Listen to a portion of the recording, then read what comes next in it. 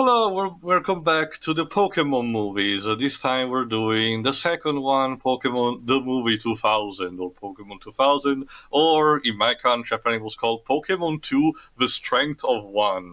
Over here it's Yeah, called same Pokemon same for 2000, The Power of One. Later, we would get a pseudo remake of this called The Power of Us. it's interesting. In here, it's called the only as in the it's kind of the same thing as the power of one, except it's phrased differently in the sense that the singular power kind of sort like it's weird.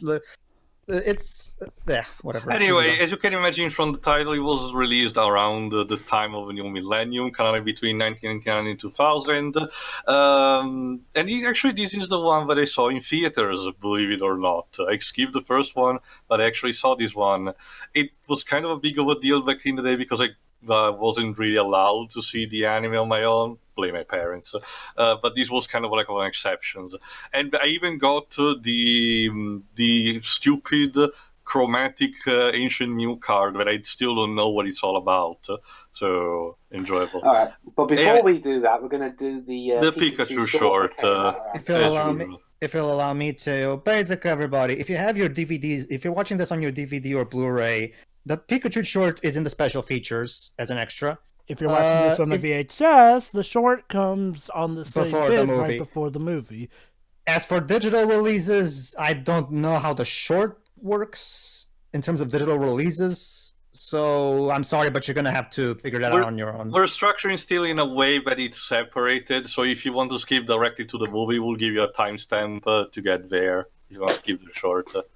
But anyway, for the short itself, we'll start with a black screen before the Kids WB logo. Exactly. All right. 3, 2, 1, click. So, just to check on a matter, does every Pokemon movie come with a short attached to it, or are the shorts nowadays separate from not them? All of them, but it's a bit of schizophrenic. They kind of like stop after the fifth movie, I think, then reprised for a bunch of them and then drop. Let me check briefly. So these days, are the shorts more separate from the movies? Well, they're not well, just for the purpose of the movie, they're not canons anyway. Even though, well, you know what I mean, though. It's like, well, I mean, a lot of these Pikachu shorts, some of them are better than the others. There are some which are good ones. This one's called the Pikachu movie. What the fudge? Not to mention, Jova, apparently... Oh, that's just the thing, Pokemon Jova. Every the time movie this 2000. That's every right. time this begins, Jova, there's always that Pikachu the movie or Project Pikachu thing that I never understood. Yeah. I love how, despite this being a digital version, they still include Pokemon the movie 2000 in the short. So yeah, in tradition of the Pikachu short, we don't really see Ash, Misty, and Brock. That's because sorry, Tracy. My bad. We'll get to that when we get to the main movie, but that's because, Jova, what you're seeing is the original short as it was made for theaters. Like they kept it exactly as it was. They didn't even edit anything out. Makes you wonder why they didn't just, keep it in front. Here's the thing, Jova. It's for the sake of making it separate so that people don't have to watch the short together with the movie if they don't want to. Well, that's what the DVD skip ahead button is. These shorts have, of course, Togepi still fucking around. Togepi. These shorts were made, Jova, originally not in a sense of being standing alone, but we were not really accompanied to the movies. It's kind of like with the Western release that they associated with them. Specifically, the one we see in the first movie is the first short. This one is technically the fourth short released. Wait, what? The shorts 02 and 03, respectively Christmas Night and Kanga games, apparently were not released in theaters until 2006. Hi, Psyduck. It's look at that. I remember this was back when Pokemon was still fully drawn and colored by hand. I mean, so my problem with the digital coloring is that it's weird because OLM is usually good about this, but oh god, this song! I remember this song. My problem with the digital coloring of the later stuff is that they make the characters a bit too colorful. Like the colors are a bit too bright. Like they don't. I prefer the more gritty, muted nature of the colors in these Pokemon. I don't mean gritty in that way, Dwibs. I mean gritty as in like it looks believable. It looks just toned down. Yeah. I feel like Sun and Moon found a good enough balance. X and Y definitely had that digital artistic problem that a lot of modern animes tend to take on. It's weird. It's kind of like how the first season of Ace Attorney looked. Now compare that to the second season of Ace Attorney, which actually looks, better shaded. Basically, the major issue with a lot of digitally animated anime is that they lack the proper bits of shading here. That's the grit we're talking about. I agree entirely with you, Jova, but at the same time, it's weird because remember, this is done by OLM, and whenever OLM does a level 5 anime, they usually color things better than they do in some of the more modern stuff. That's what bothered me, because OLM proves that they know how to do stuff with digital, so I don't understand why it works well for some animes, but basically, folks, there's not really much to this. It's just shameless promotion for Gen 2. Also, and I'm just going to say it, of all the shorts, it's probably one of the weakest ones to me, especially because of how padded and completely shallow and flawed it is. Nothing really happens aside from maybe a storm and just a bunch of Gen 2 mons to showcase. It's just Pokemon acting cute, and so it gets in the meantime, let me continue just to say which shorts. Basically, like I said, this is the 4th short officially, as with the second movie. The one on the third movie, the one with the 2 Pichus, is the 7th short. The one on the 4th movie is the 10th short. Then, the 11 and 12 for the next. I think it's best not to think about it. If this were animated in the UK, that Pokemon would be having 3 pluggles. It's funny you mention that, Dwibs, because on Know Your Meme, there's actually a bunch of Galar region edits that show Elekid having the English bout of plugs, as well as Charbug, instead of looking like a normal bus, looking like a double-decker bus. And then as for Solrock, well, Solrock is apparently extinct in the Galar region because it's all rain and no snow. So you mean also that cast form only has the rainy form? Well, yeah, of course. But anyway, then we skipped the shorts for 2 movies until having one in movie 15. I forgot which is one. Then 16, 17, and 18, and then they stopped again. It's almost as confusing as the chronology of the Chronicles of Narnia book series compared to when they were released. So basically, Ryan Reynolds here is just trying to do stuff, I guess. Reynolds? Meow is still unlucky. Wait, where's Ryan Reynolds in all this, Dwibs? Pikachu. Wait. Oh! Ryan Reynolds. Well, but Dwibs, remember, this one in particular is made by the Pokemon Company. Shouldn't Keiji Tong voice Pikachu? Maybe, I don't know. I mean, come on, Dwibs. Isn't that the dream you always dreamed? The Fangs actor from Professor F voicing Pikachu? No, it's quite specific. I mean, nothing against the actor. It's just, it seems a very specific dream. I'm just going to give a bit of complaint about this movie. The characters are way too happy. Hold on, Jova. Allow me. Listen, watch this. Okay. You are already in Gen 1. Okay, you'll be in Gen 2. Notice how, aside from the Hoot Hoot, none of these Pokemon are actually animated. They're just pictures. Holy shit. Movie? We get it. This is all in one. Or rather, short. Hello? Oh, hang on. Hello? There we go. Well, that was some of the most blatant, insulting padding I've ever seen. I mean, this was supposed to be an animation, not a PowerPoint at least the short in the first movie had those weird transitions, but at least we were animated. No, serious. What happened, the animators? What was Squirtle? He's so scared. What happened? Was the short 15 seconds too short, so you had to add that in? So now we're... Oh, God, more climbing.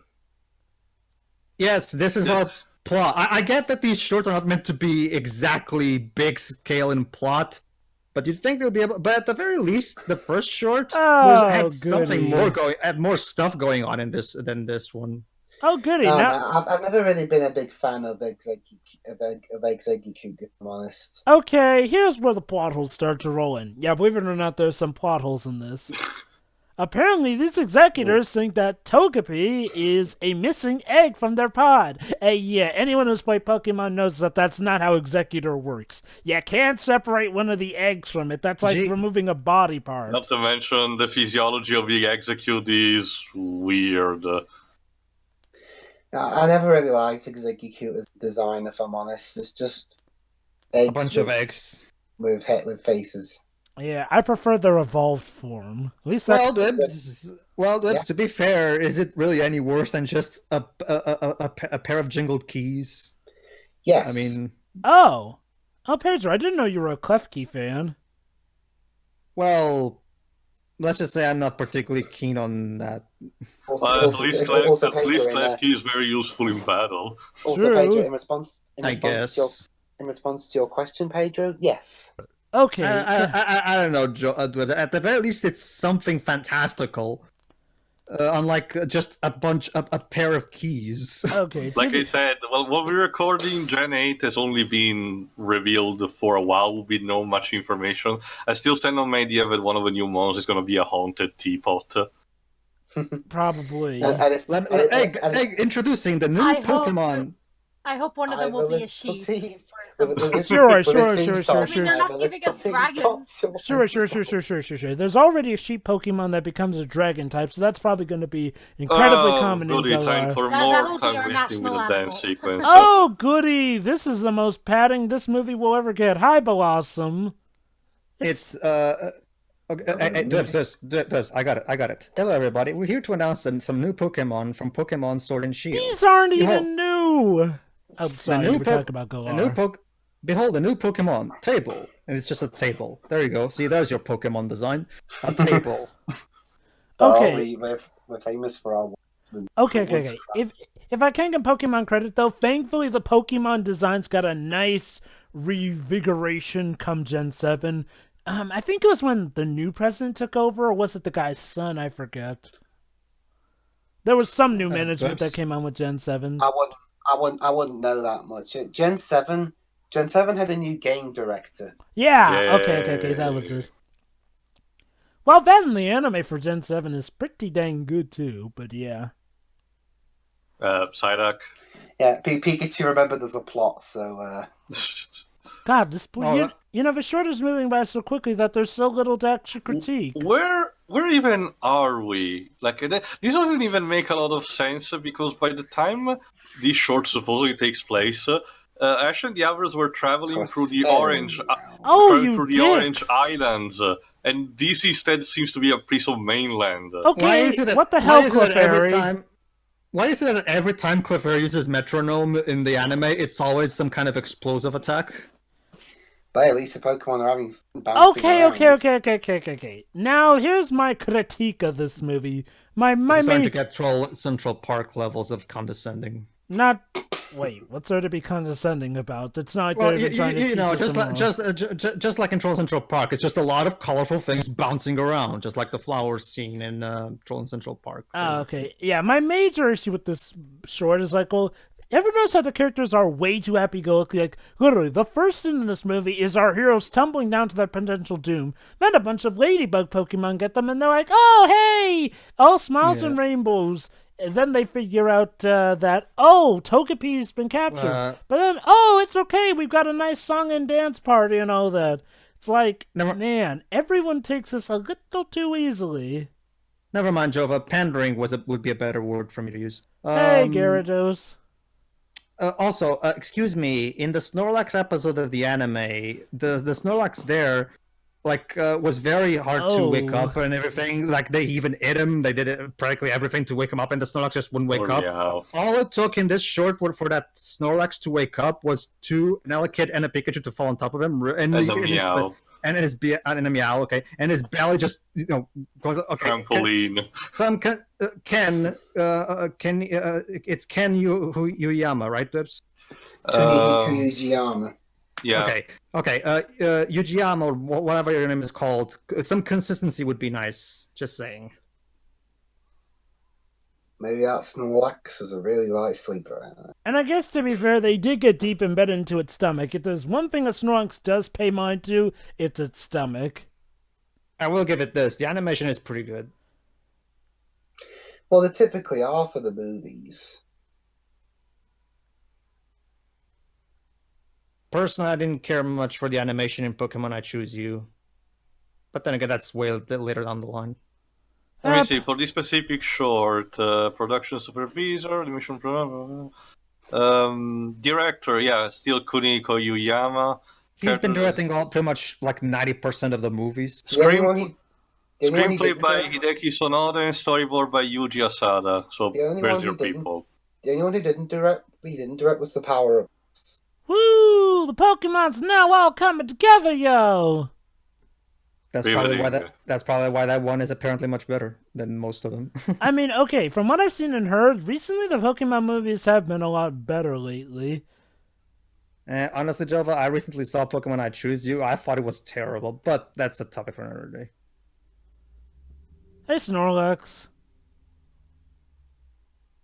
So I guess Snorlax is no longer just sleeping for the hell of it, like he was. Whatever. Don't worry, Deadpool. I'll save you. Okay. Who's Deadpool? Wrong universe, guys. We're in the main. Well, what's supposed to be the main continuity, and it's not even in canon. Like, how much more nightmarish can you get with this? Redcon Nightmare. We've already talked about this. Well, true, but the Pikachu shorts in themselves are also a big problem. Not a big problem, mind you, but it's like they don't even need to be purposefully non-canon. I mean, I wouldn't even mind that if they at the very least told good stories with this, but this is it's just Pikachu fucking around. Also, yeah, Pikachu is directing his anger against God, I guess. I have no idea how this works, but God is challenged you to a thunder battle.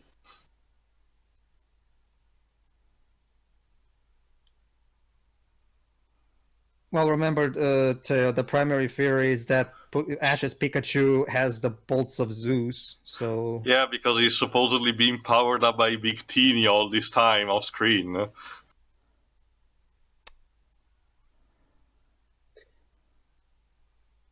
Hydro Pump, that comes in handy. You know what this short kind of reminds me? A very, very old Disney short called Flowers and Trees, I think it's called. It's used at the sound of the William Tell. Vasily Symphony?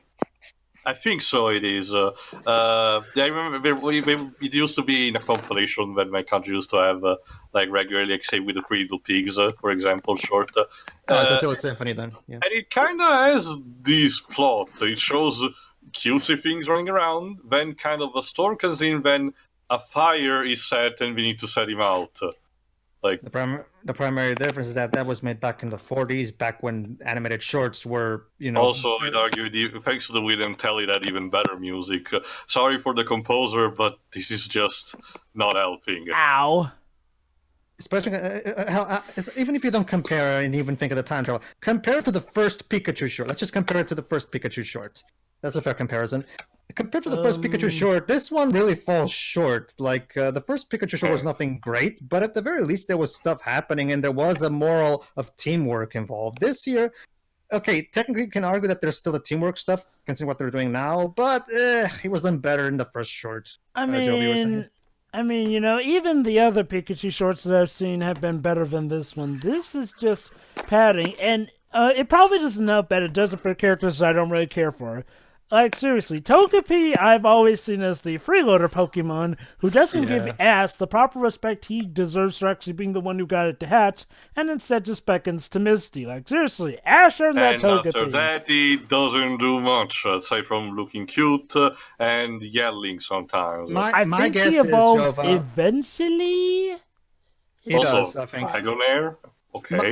My guess, Jove, is they're trying to do a throwback to cartoons from the 1940s and 50s, where they would have that baby going around and he would always miss the things that should kill him, whereas Tom and Jerry, or whatever the character is trying to save him. I'm guessing that's what they're trying to throw back to that, I guess, maybe.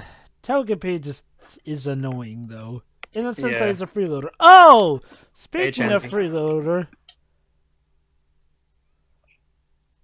Wow, that Chansey was really slacking off from Pokemon. So basically, this is all your fault, Chansey. Or was she the one who found the egg that wandered off? Seriously, I have no idea what's going on. Just evolve already. And apparently there was a leaf stone under there because they evolved. How convenient. Oh yeah. Oh yes, I guess leaf stones really do grow on trees. That same leaf stone that bonked Psyduck on the head. Well, hey, now you're an actual useful Pokemon. Will you be used that often, though? The Alolan one probably more so, since it's a dragon type. Yeah, I guess. So what exactly did we learn from all this? We learned never fall down a random tunnel and keep Togepi on a leash, for God's sake. Also, Meow is keep going in his spiral down of suffering and not having joys in his life. Oh yeah, Meow. Yeah, he's basically the Pyga of these shorts. Meow. Always doomed to not have any friends. It's so sad, especially after you. I think already this time it was revealed his backstory. We had the episode with his backstory.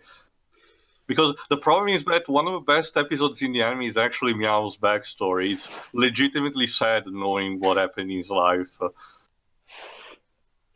And so our friends did stuff, I guess. Yeah, exactly. No, that's wrong. These shorts also have the adverse effect of making our quote-unquote main character Pokemon trainers seem really bad trainers because they just allow their Pokemon to go out in these dangerous wildernesses and they just leave. Go ahead and fuck around. Bye. The daycare exists for a reason.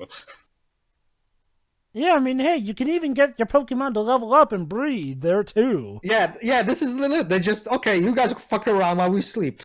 Also, I guess it's convenient that Tracy did not release his cipher along these ones because it would have been immensely helpful. Oh, I'll even get around back to Tracy when we get to the movie itself because Tracy was screwed over in the second movie. Well, in general, but so far this short is boring. Nothing happens. There was literally no point to it. Definitely my least favorite of the Pikachu shorts. What about you, Shirei? What do you think? It's just cute, and that's as far as it goes. It's not really particularly interesting. I can definitely tell you that it was a short. A question, Shirei. Shirei. That's all I've got. Question, Shirei. Have you seen that Troll in Central Park? No. What if I told you that movie is basically 90 minutes of this? I mean, I'd believe you. Basically, Shiroi, it's Don Bluth's absolute worst, and that's saying something. He's actually gone on record to apologize for that movie too. I'll explain more to you about it when you participate in our Generations commentary of it. For now, Jova, your opinion on the shorts too? I mean, there's nothing inherently wrong with it, but you shouldn't just settle for just decent. Like, this is the kind of thing that has good animation, but it settles for way too little. Like, I mean, I don't even feel the promotional pull here, seeing as how I think that by the time the short was out, a lot of these generations were already kind of all well broken into already. Not to mention argue that the Gen 2 stuff that is promoted is some of the most tame. Like, if you would have shown me stuff like Scarebury, I would have fucking bought it. Like, I mean, even as a kid, while I liked the short, this was always a short I came back to the least out of the first three. Yeah, back as a kid, I usually watched the first three Pokemon films a lot. This was always the Pikachu short that I would really pay attention to the least because there's so little to it. And like I said, it focuses on the likes of Togepi, who even as a kid, I kind of was annoyed by, and it's just a lot of nothing. Anyway, that's but it it for has the good short. animation. Anyway, that's it for the short, so let's now get back to the main movie. Ah, yes, the meat, the potatoes, Oh, goody! It's another apocalyptic feature film, because if there's one thing people love to associate with the year 2000, it was the theory that we were all gonna die that year. Wasn't that 2012 more like? No, Pedro. The Millennium Bug. Pedro, before 2012, there was the year 2000. The Millennium Bug was actually something that was theorized that would happen. A collective thing that would have made all the back then computers in the world go haywire, and as a result, to screw over the entire world economy and transportation systems, thus leading to a spiral of chaos. That was a more legitimate theory than, say, the Mayans predicted the war would have ended. Yep, so now we don't have any more apocalypse dates to look forward to. Alright then, so here we are, audience. Basically, for this movie, we're going to actually go beyond the logo. Basically, start right before the movie begins with a black screen. On the black screen. Alright then, 3, 2, 1, click. To quote Grand Theft Auto, aka CJ... Which one? The one with CJ. Here we go again. Okay. The recent memes. Also, for the record, audience, I understand that we are commenting on the movies without having basically commented on the anime, but for the purpose of this, at least for now, our knowledge of the anime is extensive enough to understand where we are and where pieces fall into place. So don't worry about it. It's kind of like with the Yu-Gi-Oh movie. Could you be more generic, please? Yeah, very generic narration. I mean, to be fair, I'll give this movie some credit. It was the 2000s. It was kind of the thing back in the day. They must be really desperate. I don't know, Jova. Like, in fact, I'm gonna go a bit weird. Oh, no. Lawrence the Third. His name is never actually said in the movie itself, but according to IMDb, he's Lawrence the Third. This is our main villain, supposedly. No, I'm just gonna call him Cabbage Hair. So yeah, just to fuck a bit more over with the games, the three major birds, Moltres, Zapdos, and Articuno, are now located in the middle of the Orange Islands instead of in Kanto. Huh, weird. I thought Zapdos was hanging out at a power plant. And Moltres in the fucking Victory Road. For the purposes of this movie... on a mountain, an ice mountain. The Seafoam Island's more like, but yeah, sure. So yeah, want to know how evil this guy is? He just wants to collect the three birds. Doesn't want to even capture them. He just wants to collect them. So he can display them in his own personal museum of sorts. Yeah, we'll get into why that doesn't really work out because later. This guy is the definition of doing overcomplicate things. He has this gigantic airship, which... Yes, he maybe has slightly cool design, but it's completely wasted on this guy. Not just that, look at that. How the hell are those slow-moving propellers keeping this thing afloat exactly? Because there's a lot of them. I guess it's the same as... That's not how physics work. But it looks cool. Even Seto Kaiba is looking at this and say, dude, you might want to tone down. Like, but anyway, why does it reminds me of like some design for some weird. Well, look at the bright side. At least this guy. Reminds me of Balam Garden in Final Fantasy VIII, where it can fly because it has a spinny thing on the floor. Kinda. But anyway, yeah. Apparently, this guy wants to collect the birds. Never mind the fact that there are several in anime, mind you, not just the games. In anime, places where you can get powerful Pokeballs that can help him with this. But no, instead he uses this overcomplicated system where he first smokes out the birds by bombarding the shit out of their island, and then sends weird-shaped rings with electrical wires or something. You know, I know this he just froze the mountain. Imagine if that had killed off Moltres. It's like, well, dang, there would have gone your Pokemon there. Don't worry, you can just collect the corpse now and again. I mean, it's one of the most stupid things ever. Pokemon is literally about collecting Pokemon. And, okay, you want them on display? Just, boom, bring them out of the Pokeball. There's your display. Like, just displaying them on public is just being cruel. I guess this is a bit of a refreshing concept. Someone that battles a Pokemon not in a Pokemon fight. But at the same time, it's so alienating. Let me put it like this. It's a villain with good ideas, but the more you look into him, the more you see problems. But we'll get to that later. Dweebs, you're the most judgment about the CGI. What do you think of the CGI of the airship and other stuff so far? Well, in terms of CGI that were coming out in and around this time, especially considering the shaky reputation of CGI in anime, I'll be honest, this is one of the better looking ones, but that's not really saying much. I'd expect nothing less of the Pokemon Company. If there's one thing they can get right, it's their big scale CGI pieces. Well, NOLM. And in a corner, Ho-Ho is crying his ass out because he's been excluded for most of the movies. Poor Ho-Ho. Hold on, guys, time for the super over-the-top American opening. Okay, not gonna lie, I prefer the American opening Sunday! I'm not gonna lie, I'll give 4Kids credit of one! Jesus. 4Kids, we get it. We're going to have an amazing WrestleMania today, aren't we, Whips? Yeah, the power of one. I'll give 4Kids credit. If there's one thing they did do right by, it was Pokemon for the most part, with making it amped up in 90s. So if you haven't watched the anime until this point, you may get confused a bit. Wait, where is Brock, and why is this guy Tracy here? Time for backstory. Essentially, the writers at some point decided to shake a bit the status quo by having Brock being replaced.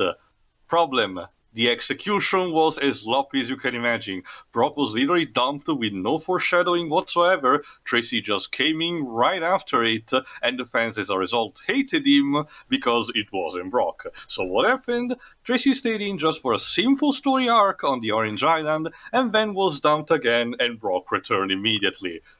Brock stayed with him. And you know what's the sad thing? I kind of actually liked Tracy. I was okay with him replacing Brock.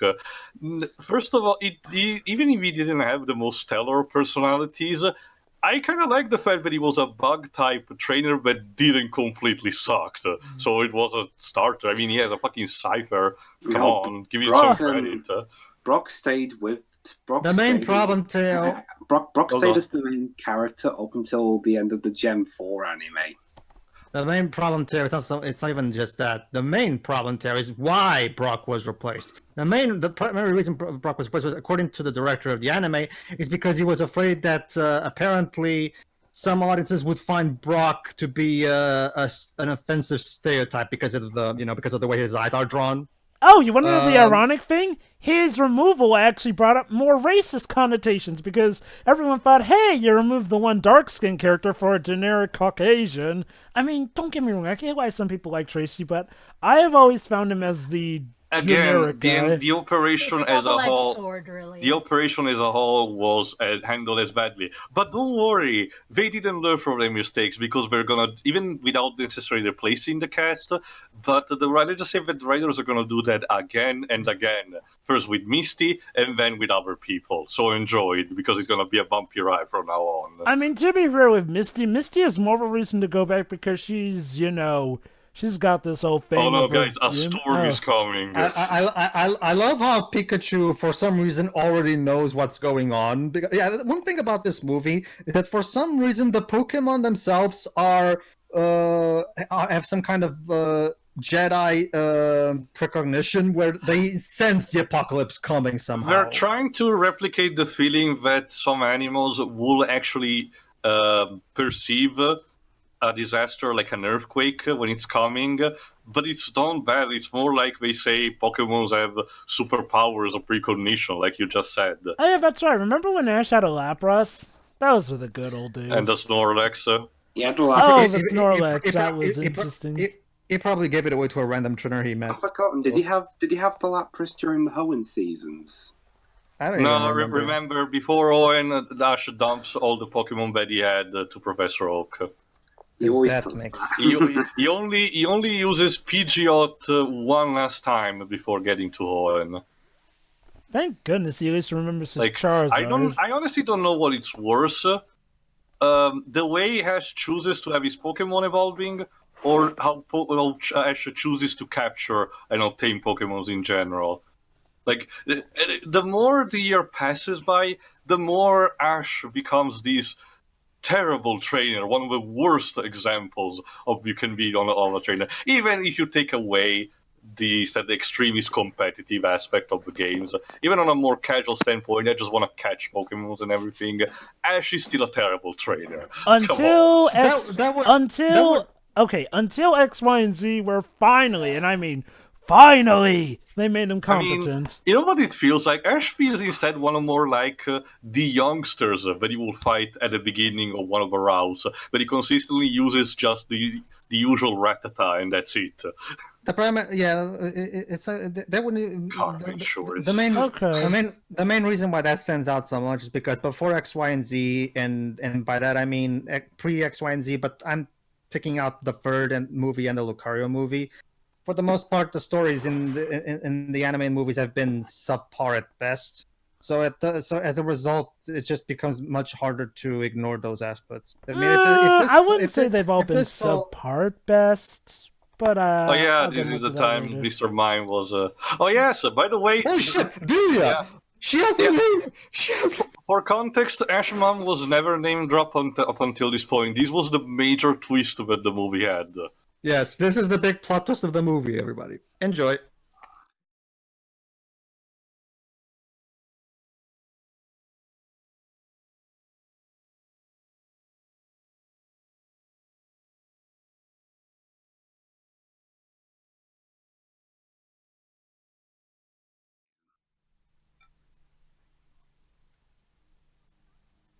So strange, isn't it? Welcome to Wales. I'll pause at sad Pikachu. So you're telling me that you get rain, then you get snow? All right, I'll tell you. Oh, no, we don't get snow.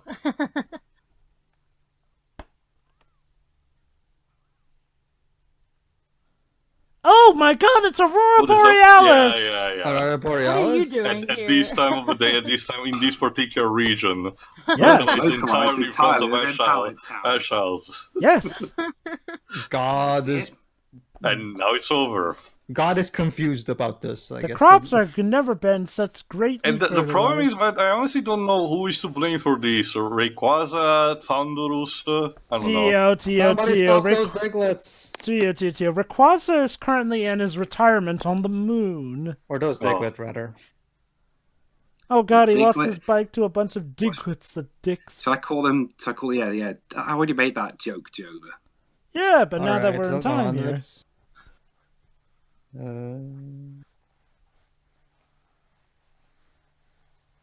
No shit. Good click. Anyway, the interesting thing about this movie for me is that even though this is technically a better made movie than the first one, I still kind of enjoy the first one more because the first. Oh, hold on. Okay, because the first movie, for all of its problems, did have some cool concepts and ideas. Where they didn't execute them terribly, but it still had that. This movie, on the other hand, I find the plot of this movie to be so fucking generic and by the numbers. Like, it's a generic chosen one storyline, and it's not even. It's so done by the numbers that I just can't, for the life of me, care for it. Interesting bit of trivia about how this film was received. There were these not Razzie Awards called the Stinkers Bad Movie Awards, and for the year 2000, it got nominated for Worst Achievement in Animation and the remake or sequel nobody was clamoring for. Oh, goody! Yeah, guess what? It lost the Worst Achievement in Animation award to. What? I don't know actually what was the competition back then. It lost to Digimon the movie. Oh. Well, the Digimon movie was worse than this. I'm not sure what is worse between this and the Digimon movie. Also had the disadvantage of being a series of short patched together. Digimon movie was definitely worse. Don't get me wrong. I would say that each of the movies has its own share of fault, so it's on an equal term for the different reasons. Also, yeah, what people are we insulting today with this? And I know it would be a cheap joke. But considering what some of the episodes that the anime has done up until this point, I think it's a bit intentional. This prophecy sounds really lame. It's just for the tourists, guys. It won't be serious at all. Sure.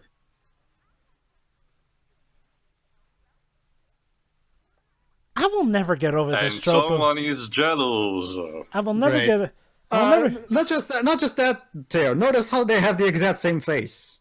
Literally, they have the exact same eyes, the exact same eye color. It's little. They literally took Misty and put a wig on her. There you go. There's your character design. How about she has sunglasses? Huh. Okay, Also, we want to create a female character to make Misty jealous. Okay, copy paste Pixie and change the hair. There you go. They're in the clothes. Not to mention, like we have to still remember that technically speaking, these kids are still technically 10, even though they don't look like they're 10. Oh God. Anyway, the score for this version of the film, the English one, done by Ralph Schuckett, who was mostly a all kids guy. He did stuff for Pokemon, TMNT 2003, Kirby Right Back at Ya, Yu-Gi-Oh, Cubic, Sonic X, Dinosaur King, and Viva Pinata. Not bad. My guess, Teo, is we're operating on Saved by the Bell logic, where they're supposed to be 18-year-olds, and even though they look like 24. Or Power Rangers, Well, yeah. that's just a thing with American, like, high school stuff in general. Like, the characters are clearly in their mid. Hold on, I think it's now. I'm not touching that one. Moving on, nothing to see here. I'm more curious about what we're eating. Like Chicken. So, Actually, I have to wonder. In this world with Pokemon, yeah, exactly. That's one of the big questions. do they eat? I remember seeing some normal animals in a couple of the episodes, actually, but I don't Really? remember. When? There was like a Clips. dog at some point. Is this song from the original score, or is it by Ralph?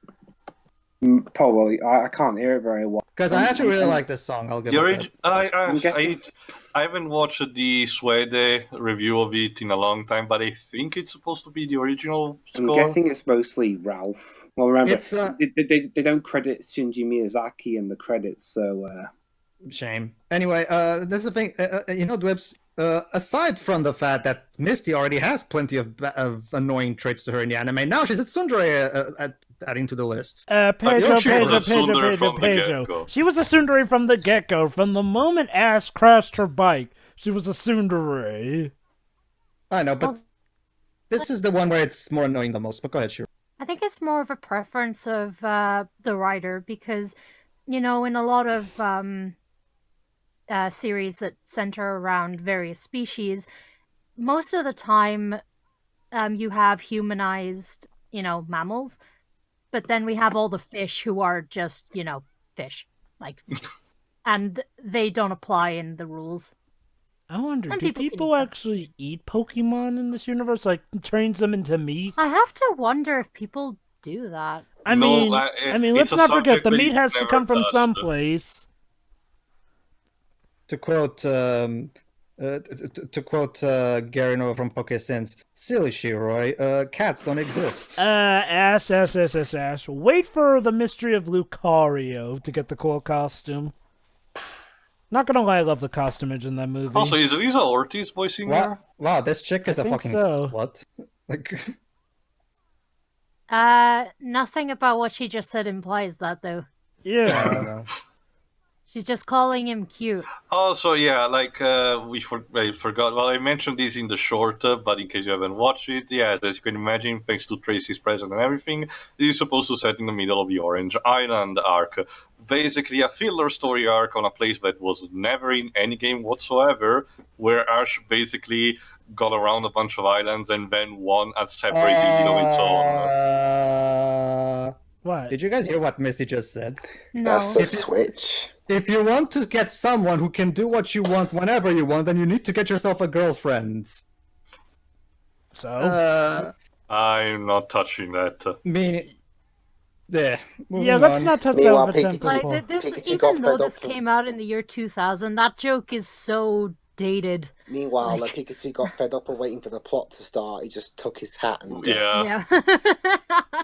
Okay, so I which mean, one is Pikachu's the... not one to talk since his shot was padding. I mean, Alright, this has to be addressed. What's the worst joke? The Krabby's one or the girlfriend joke that we just the heard from Misty? girlfriend one. Krabby's Yeah, probably one. the girlfriend. I'd say the Well, Krabbies, actually- if I'm honest, because we barely heard that one. Same. Well, actually, there is something to be said about that since how old was the character who said that joke? Again, we have no idea how old these people are, but apparently they're preteens. Oh, best character. This is my favorite character because of a specific line he's gonna have later. Oh, the Slow King. Which acts kind of like Mr. Popo in the DBZ anime. Basic, which is why I love him. And then Team Rocket died of hypothermia. He's actually the thing I remember the most. Oh my god! Stony Rocky formations! Ooh. Okay, everybody. So the basic thing is that Ash has to get one stone from each of the 3 islands and put them on the altar. The entire main plot of this thing is a fetch quest. Enjoy. Basically. A JRPG style fetch quest, basically. Not only that, but Ash decided to do that just immediately now. Well, And to guess be what? fair, And- to be But- fair, And we have the Firestone, the Waterstone, or is it? No, Ice Stone, and the Thunderstone. And we also have the 4th Stone of Heart, maybe. to be fair, Pikachu stole his hat, so yeah. I'm just gonna say this right now. Pokemon The Power of Us did this plot way better.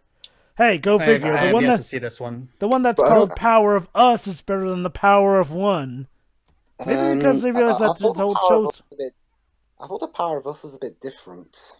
Well, Dwibs, it was so obvious that A Power of Us was a reference to this one. Like, you know, A Power of Us also includes Lugia and all that, you know, having to deal with the end of the world. Only instead of it being just a chosen one, it's actually a bunch of people actually trying to work together. This joke is still not funny, by the way. What joke? The whole boyfriend joke. It's not funny on 2 different levels. Like, It's doubly unfunny. Also, in tradition of the movies, Team Rocket is kind of superficial, but sometimes does something slightly important in the background. Also- I mean, in fact, this is a 4Kids property, so it's related. Can we watch the Kirby anime instead? Also, Sorry, Lips, no Ted Lewis as DDD. Oh, but he's the best part of that.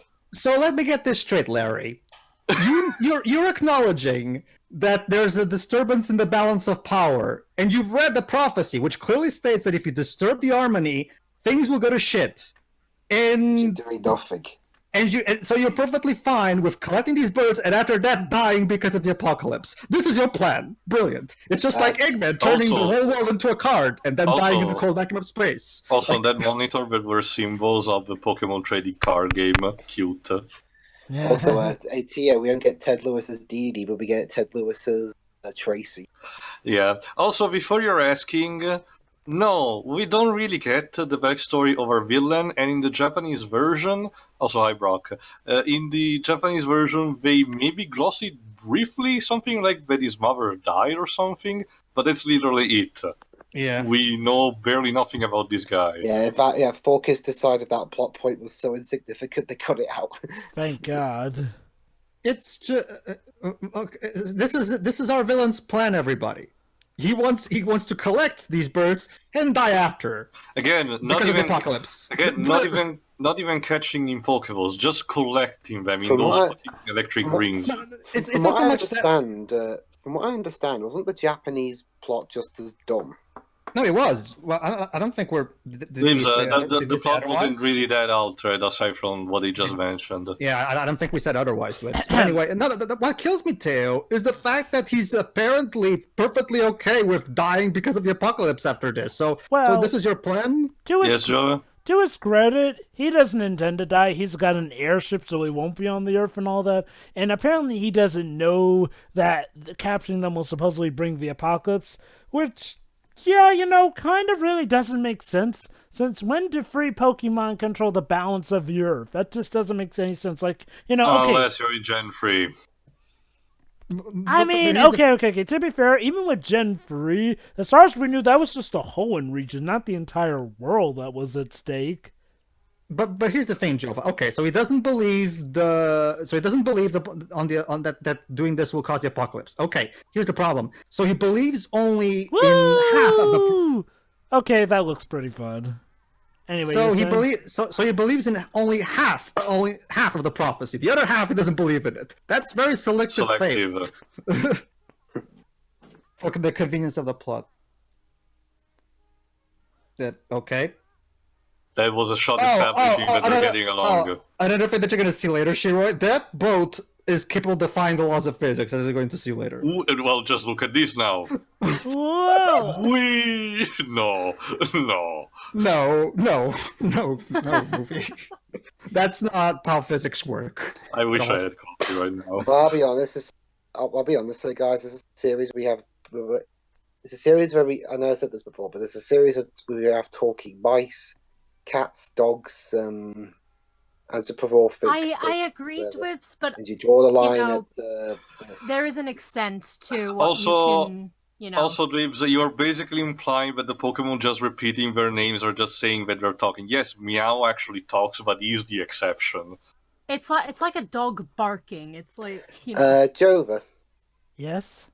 Okay, since it's related to boats and water, what's more ridiculous, that or that bit in ND2? Hold on. Speaking of ridiculous, here we go. Time to go city bang bang. Turns out, Shiroi, the boat can fly. Hey, you were gonna say, Jova? It's a real tough call.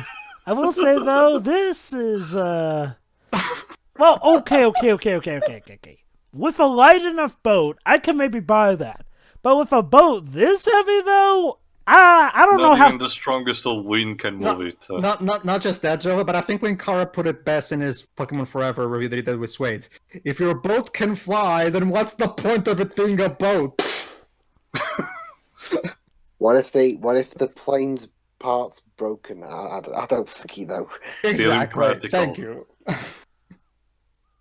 Did they redo those reviews or something? You see, dude, they're all on YouTube. You can see them there. That's exactly why I think you're planning collecting the Pokemon doesn't make sense. If you use Pokeball, they at least get tamed on some capacity. I mean, yeah, don't you see? Pokeballs have little inbuilt technology that enslave the Pokemon. And yeah, I can buy the fact that since it's the anime, not the game, he doesn't maybe know about the Seal Corporation and doesn't get the Master Balls. I can get that, but I'm pretty sure the anime established multiple places where you can get special balls that can help me with this. Not only that, Tio, in Fury, you could catch a legendary even with a regular Pokeball. He just doesn't want to catch him with Pokeballs. But more on him later. For now, time to get the first stone. I'm at the very least glad that after this one, it's my second favorite movie of the bunch. Yeah, I mean, okay. Basically, folks, after this, you can expect either the 5 or the 4 of us, depending on who shows up, to do the Pokemon movies. And I'll say it like this. There are some that are actually very, very good. Some that are... like... The Lucario one is my personal favorite. It feels a lot like... and there are some that are just there. The Lucario one is my personal favorite. It feels a lot like what would happen if Hino wrote a Pokemon movie. Only issues that we gotta go through the Lex of Pokemon Forever and then Pokemon Heroes. Latios and Latias. What about the other Hoenn one? Jirachi Wishmaker. I'm fine I haven't with seen them. that one. That was just bland, honestly. But after Latios and Latias, I kind of stopped doing Pokemon movies. I hate Pokemon Heroes. It's so bad. Goody. Okay, I'll admit. Okay, Team Rocket, can you do something? That's a faint tale. I love that joke. The good guys, believe it or not. Not to mention, in this particular movie, the Team Rocket apparently has 4-fold breaking powers. That joke of the cat, I'd rather catch it on video. Yeah, it was a good joke for its time, but now that we see this in DVDs, Blu-rays, and digital, funnily enough, that's it. I've been watching Red Dwarf. Kind of later on, took a little dig at DVDs versus videos. Yeah. People kept losing their discs, so they eventually just switched back to using videotapes. Yeah. I'll admit, the whole silver screen 4-fall breaking joke, that was funny. Oh, I think we're about to get one of the altered scenes from the Japanese version. If I remember correctly. Yeah, right now.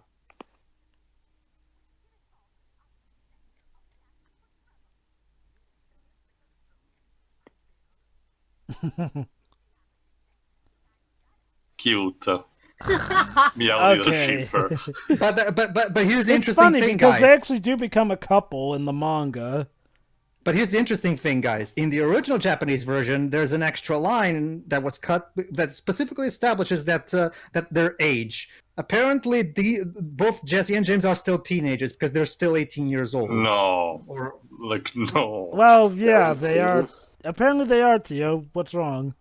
Let me actually get the actual quote. Like I said, similar to Ash, Misty, and Brock, and everyone. Like it's still more older than they look. That's what it is. Let me just get the actual quotes just to make sure I don't misrepresent it. Seriously, Pikachu, using your shock against a thunder type? Well, to be fair, it's worked sometimes. Communicating with it. Well, to be fair, Teo, he managed to make a golem faint in the first movie. Yeah, and the Geodude in the second time against Rocks. Yeah, I know. So at this point, Teo, should he even care? Silly, I keep forgetting that the Pokemon anime doesn't even care about type advantage most of the time. Well, they do in later seasons. Yeah, in later season, but for now, we just pocket.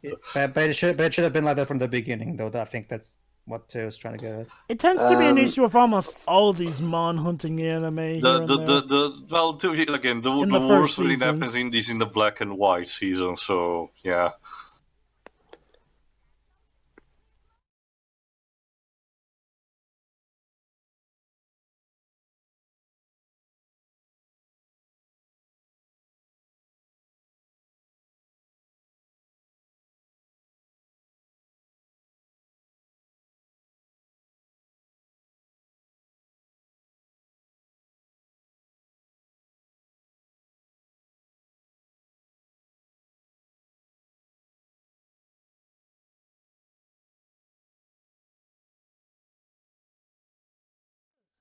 So get this, Zapdos is enough of a dick that he wants to actually claim Moltres' island. Why? Yeah, apparently the birds are territorial in this movie. Figures. I really don't get that, why? Again, if you want to change stuff from the games, at least bother to, give meat around the bone.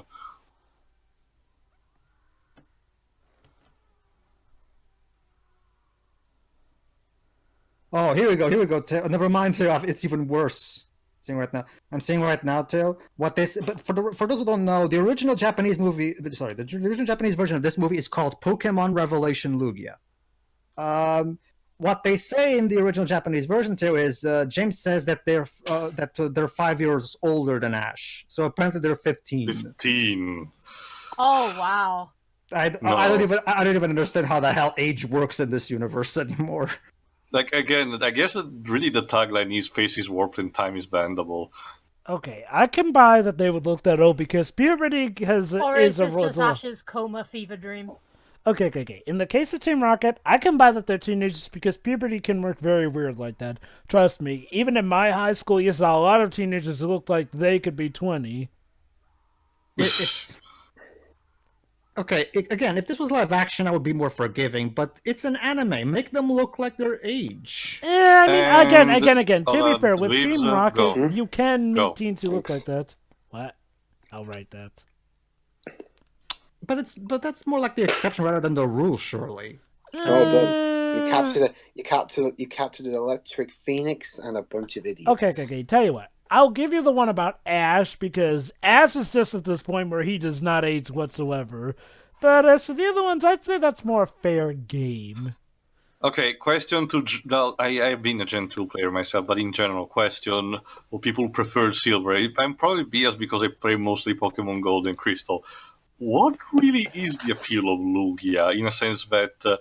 this movie kind of treats it as the superior one compared to Oh-Oh, but I always believe it was kind of the opposite.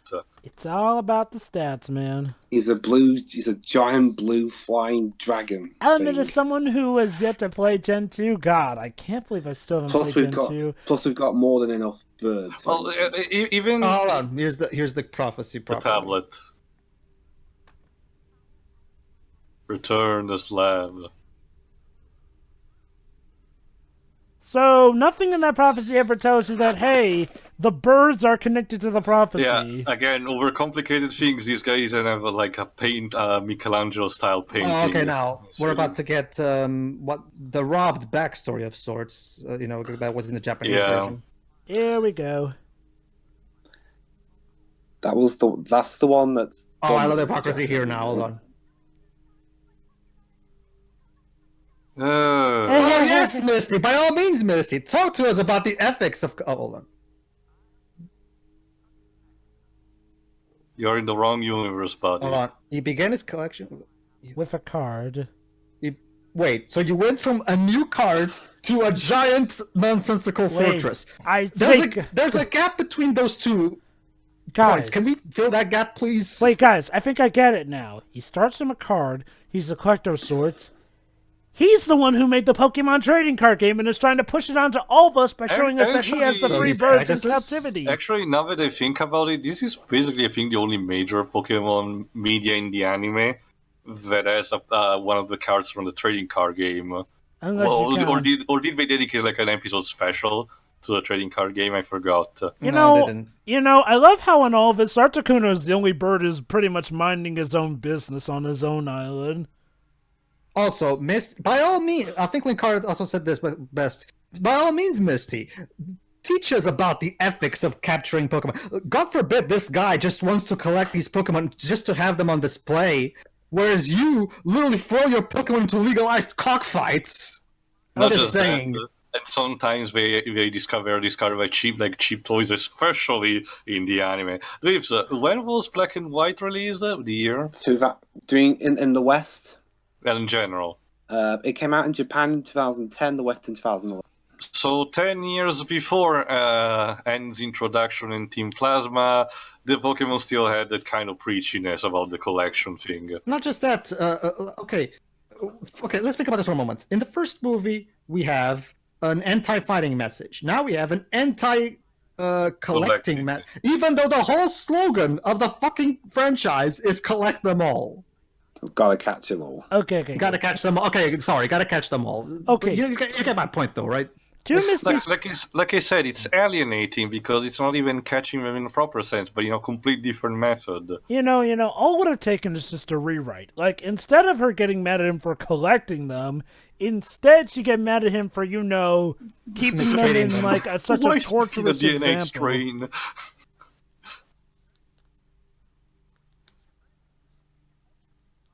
No, Kyogre at least will have a word with you. Oh yeah! Hey Tio, have you seen the Pokemon movie with Kyorgi in it? Yeah, I think so. The one where Ash ends up going... No, I only saw a promotion. I remember after Latios and Latias, I kind of stopped. What's next? So what's next? An anti-breeding message while we're at it? I mean, might as well. I thought you said anti-breathing for a second. Anti-breeding, might as well at this point. I'm not even sure aside from Togepi and a couple of eggs here and there, I don't think the anime ever tackled the fact of Pokemon breeding. Yeah, the only reason I don't harp on... Would be hilarious if they have an episode dedicated to show how... Best line in the game. Best line in the movie. That was necessary. Brilliant. I guess the reason I don't... those of you who have... go ahead, Jova, sorry. I guess the reason I don't harp on the whole collecting thing as much is because it's only one line, and it almost feels like that was a mistranslation. Again, all that line needs is a rewrite about Misty getting indignant about him keeping those Pokemon in what is clearly a torturous containment unit. I agree. That I would agree with more. Also, I'm not sure... if you'll allow me to. That's interesting to say that, Joa, because that's a great segue in, because guess what? It actually is a mistranslation. Here's what Misty actually says in the original Japanese version. In the original Japanese version, Misty says, why you do that so cruelly? Why don't you just capture them in Pokeballs like everybody else? Oh, so what's his actual answer to it in the Japanese version? Which is actually a good point. So you're probably wondering, what does he reply to that Japanese line? What he replies is, I'm a collector. If I can't have them on display, then it wouldn't be much of a collection, now would it? Which begs the question again. So why don't you capture them in your Pokeballs? All you have to do is capture them in your Pokeballs, release them from the Pokeballs, and tell them, stand there and look pretty. There you go, problem solved. And it's not even like Charizard, because you won't have traded them. Also, I wonder, what technique they used to animate Articuno's breath? He clearly looked different than the real animation. I think? No, it looks like crudely hand-drawn. Oh yeah, that reminds me. Might as well ask, which is your favorite of the elemental birds? Mine's Moltres, because let's be quite honest... Zapdos. Ah, Keen. Dwibs? Honestly, I wish there was like a mecha hybrid of all three. It's funny that Moltres is my favorite because I went with Team Valor on Pokemon Go. Well, I remember my knowledge of Pokemon names is very limited. I like Zapdos because the great here we go. As Linkar pointed out, now apparently at this point in the anime, Charizard is not supposed to obey Ash indiscriminately like that. He's supposed to be very cocky and not responding to his command. But now he's extremely docile. Plot convenience. Technically, it was Swade who pointed it out, not Linkar. Sorry. But here's the point where Tracy got robbed. You know why? Because in the original Japanese version, we have a little scene of Tracy using science to figure out what specific elements would be the best effective to breaking those things containing the birds. But for some reason, 4Kids decided to cut that out because God forbid we have Tracy do something useful and shine as a character. Yeah, I mean, I'll still say this right now.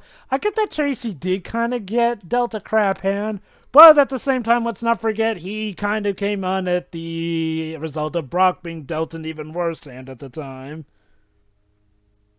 I mean, also, great strategy of a villain leaving these guys with their Pokemon with the ability of freeing the others. Why didn't he just let them go? Or trap them in their own cage. It's not working. One of the big reasons why I levitated towards Zapdos back in Gen 1 personally was because his combination of types basically eliminates what is one of the primary weaknesses of the flying type. Yeah. So, because he's flying electric. Oh, remember, Jova, electric is only one weakness, so yeah. Well, back in the day. Remember, Jova, one of the Falconer's in Gen 2 is how he hates how people talk about how birds can be tackled down with electric types. So, yeah, the birds are destroying your evacuable fortress. How the hell is this thing even still flying? I don't know. But the problem is that this thing is operated just by him. There is no crew, actually. Also, did Michelangelo paint his ceiling or something? What the fuck is up? I noticed that before. Hey, don't worry, guys. Conveniently, we're heading towards Zapdos' island. Oh, look, my ship has been attacked and is going to crash. I'm not going to react to this. You're going to crash. But it's okay, guys. Tail, I'll take that over no reaction at all, at least. At least Sonic reacted. Yeah. Again, this villain is overcomplicating things and not even reacting to it. Like, we're supposed to care about these guys somehow, but I don't. Honestly, for as much as... for how much he was defeated and... it was made a buffoon. At least Giovanni maintained some dignity. Oh heck yeah! I mean, he even returns with a revenge to match and Mewtwo Strikes Back, which, more I think about it, should have been called Giovanni Strikes Back. It's Mewtwo Returns, actually, but yeah. Oh god, I keep forgetting. Yeah, Mewtwo Strikes Back is actually the name of the first Pokemon movie. It is a weird title. Yeah, they should have called it something different. No, I agree as well. But Giovanni actually has presence as a villain. He's whereas this guy is just. Like I get the idea of having a person with an airship. The Plot MacGuffin. How convenient. I get the idea of having someone with an airship because it's a JRPG. It's based on a JRPG series. Having an airship, it gives some sort of iconic reference to the genre itself. But you need to handle things because otherwise it has no worth. But don't worry, guys. A Pokemon's on the way to try and calm things down.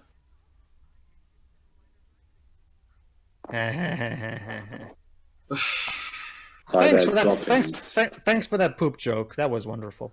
Anyway. Oh yeah, that's right. You guys asked earlier who voices Melody. It's actually not Lisa Ortiz, but it's actually Amy Birnbaum. Oh, Taya's voice. Yeah. Oh, that's why I confused her, because in some instances, Taya is actually voiced by Lisa Ortiz.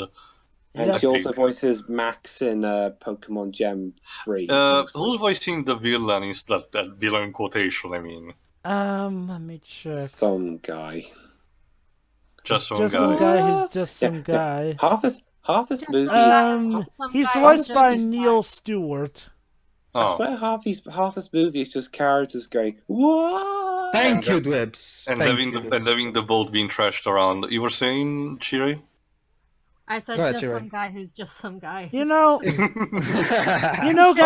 Speaking of Temple of Doom. Guys, that critique that you mentioned earlier, maybe this movie was the perfect companion piece to the Pikachu short that came before it. We just see stuff happening and characters saying stuff but not really saying anything productive. And again, this is the actual Pokemon movie where they actually got the quote-unquote privilege to see Yeah, it in theater.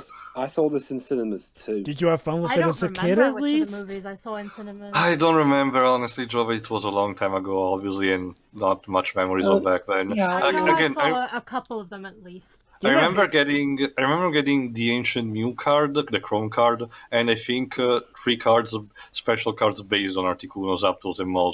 They were like special edition. Yeah. I think I can note a big reason why this movie feels like there's little to nothing happening in it. Want to know something that we've been missing here? Pokemon battles, Pokemon battles. We don't even get the iconic montage with the first Pokemon battle at the beginning. Yeah, I mean, okay, call them superfluous or whatnot, but Pokemon battles are a good portion of why we God, Slowking! Did you eat a Mega Mushroom or something? The G. Yeah, no, but Jova's right. Yeah, we needed a bit more. Not just that, Jova. Aside from the action, Jova, you know what? Also, okay, to compare to the first movie, for as bad as it was, let's give that movie one credit. That movie, at the very least, had some really good stakes as a conflict, in the sense that Mewtwo was angry at the humans who wronged him, and he wanted to kill everybody because of it. So there was some really big failure. Even though it's not like in the third movie where the stakes were more personal, there were still stakes that were completely embracing that fighting that you just said, Jova. In here, this movie is just a generic JRPG fetch quest. Get the Water Stone, get the Thunderstone, get the Fire Stone. Hey! Get the Heart Stone while you're at it. Yeah. Hey guys, look! The guy on the movie cover finally showed up. Around nearly 50 minutes in. I could have watched the Doctor Who episode. Yeah, we're over halfway through the movie. Hey, so, Tio, you ever caught a Lugia before? I did. Oh, how good is Lugia in the game? He's really well in the original Gen 2 games. He's one of the best Pokemon, obviously. Especially if you train him well. If you manage to get a high nature Lugia and you train him well, you can powerful tank. Sweet. Like he doesn't have he's not as powerful in attack and special attack as Mewtwo is, but think of him as the You mean Zapdos, Pedro? No, I mean Lugia. You know how Mewtwo back in Gen 1 and even a bit of Gen 2 was basically the big OP Pokemon for special attack. Yeah. Lugia is the equivalent of that for special defense. Lugia's special defense in Gen 2 is crazy. It can be used as a great tank if you need one. Funny enough, Jova. Yes. Apparently, what Amy Birnbaum's doing now, she's apparently senior marketing manager at Cartoon Network. Huh. So basically, Amy Barnum is the one who ruined Cartoon Network. That's nice to know. Wait, hold on. When did she become CEO of Cartoon Network? Well, no, senior marketing manager. Oh, never mind then. Never mind then. Sorry. I mean, well, she couldn't have ruined Cartoon Network. She wouldn't have had that authority. Sure. No. Sure. I misheard as well. Never mind. Ignore me. Anyway, yeah, fighting. Okay, now there is actually fighting. Too bad it's about 20 minutes left. That, and we don't exactly know what the attacks are because it's not a Pokemon battle. Well, a traditional Pokemon battle. It's pretty animation, I'll give it that. Ow. Lugia really sucks at this job. To be fair, it's 3-on-1. It's 3-on-1 tail, to be fair. Come on. Well, I mean, the prophecy says that he's supposed to bring balance. Tio. Rayquaza was supposed to bring balance, but even he... Well, okay, actually, Rayquaza did solve that business. It's like what Johnny said in his review. He just came in and said, "Would you just please shut up?" Yeah, Rayquaza... Well, Rayquaza's like the ultimate therapist when you get down to it. Like, there's even a cool Pokemon comic that shows Rayquaza being a therapist for both Archie and Max. In terms of world-saving prophecies, This is not like in the Star Wars prequels where there's a little bit of fine print saying before Anakin saves the day, he's going to kill everybody. Hey, Pokemon! All of you who came here to help us, you might want to help Lugia out. Maybe go into the water to try to get him out. You would think this would be the part where they do it, but no, they're just here to look. Also, that's a terrible CGI. That's the thing, Jova. Later, I'm getting a bit ahead of myself, but later Lugia is going to say, "Oh, the Pokemon are here because they're here just in case they're needed and they can help." Well, they can help right now. Go help Lugia. Dive in. Some of you are water types. Go in. Help. Nope. Sorry, Pedro. Only for when they're absolutely needed, and we don't know that just yet. I mean, it's not like Lugia was just knocked out. Oh wait. But that does. Oh, I know this one. The herb shall turn to ash. So naturally, they're talking about ash. Oh, so they weren't talking about the Earth being doomed. So I actually wonder, how was the original prophecy? Like, say something Satoshi? I don't know. Probably it's just they just say the chosen one, and they just immediately assume he's the chosen one. I don't know exactly how the original prophecy was. But here's the thing. First of all, how do you know that's what the prophecy means? It can still mean the traditional term of turn to ash, as in gets fucked. Second, even if it does mean that, so Ash is the only person in the entire world who's named Ash. I mean, what if it's like Ash from Evil Dead? Yeah. I was about to make that joke. Groovy. No. It's what Ash from Evil Dead. He probably goes sleep too long and is already destroyed. No, plot twist. Earthworm Jim shows up and saves everyone. Yeah, I can imagine Ash, this one, miss sleepy too long, and then all pallet towels of the records like, I slept too long. Is this a product placement for Ocarina of Time now? I'm not invested. That's exactly the big problem too. For as bad as the first movie was, it did a better job in giving. Oh, look at that! The song can restore Lugia's strength. So so just play the song constantly then, and who voices Lugia? Let me check. It sounds familiar though. He's voiced by Eric Raff. Never heard of him. No, yeah, there doesn't seem to be a Wikipedia page for this guy. I'm checking IMDb, might as well. Another problem is that, so Ash is the chosen one, but here's the thing, as you're going to see in a moment, Ash never really does anything all that special in this movie. He's just, in fact, he collected the balls, guys. But any moron can pick up a ball and put it in the other spot. No, Pedro, no, bad Pedro. We are going to do our chosen one, and we are going to run with it. But that. Got it, Pedro.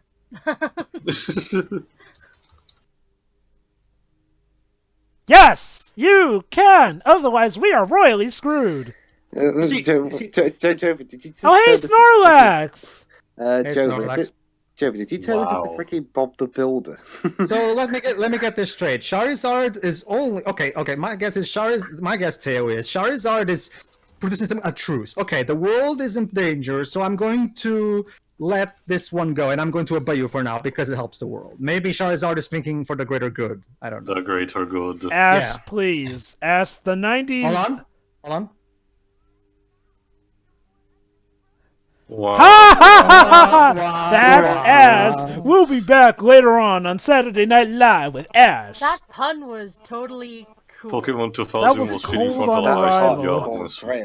Totally off guard. What is this with this music? Allow me. 90s, Tio. It's 90s. I was about to say, was this an Insit song or something? Well, the first two movies, Shireen. Yeah, the first two movies sure had a lot of pop songs that 4Kids commissioned, made specific. For example, there's a song in particular from the album that I remember, it even plays in the credits at some point, called "The Chosen One" by a band called B52 or something like that. I don't remember the exact name. It's something along those lines. It's like "The Chosen One," like what kind of sounds similar to All Hail to the original Chosen One song from Shadow the Hedgehog for some reason. But to expand upon what I was saying earlier, okay, I have no problem with Chosen One type plots. That's like 50% of JRPG plots. Yeah. Here's the problem.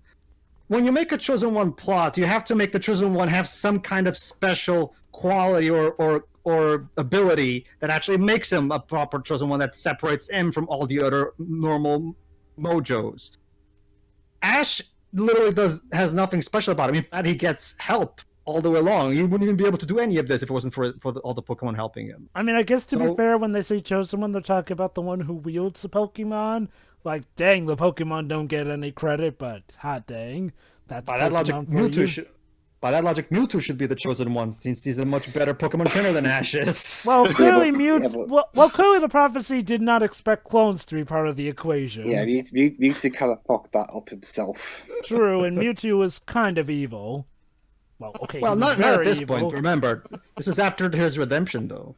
Yeah, yes, but then he erased all their memories. Yeah. So technically, they couldn't come to him for that. So wait, he wiped out the people who wrote the prophecy's memories too, even though they lived millions of years before? My guess is that they probably did not see clones in the equation. AKA the continuity is a fucking mess. Moving on. So, Pokemon, all of you Pokemon who came here to help, could you try to help Ash, maybe? No? No? It's okay, Team Rocket are here to help instead. Meaning that they could be the chosen one. Because...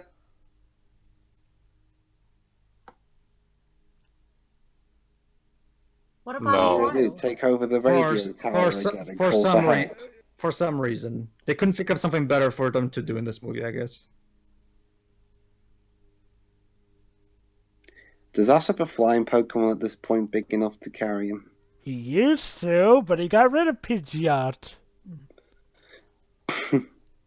Well, technically Charizard could fly him there. Remember, Joe, Charizard still cannot fly Ash over things. Even though he does that in Pokemon Free. Does he have a Dragonite? That's after he's dumped into the valley. Yeah, but still, why can't Charizard just fly Ash? I don't know.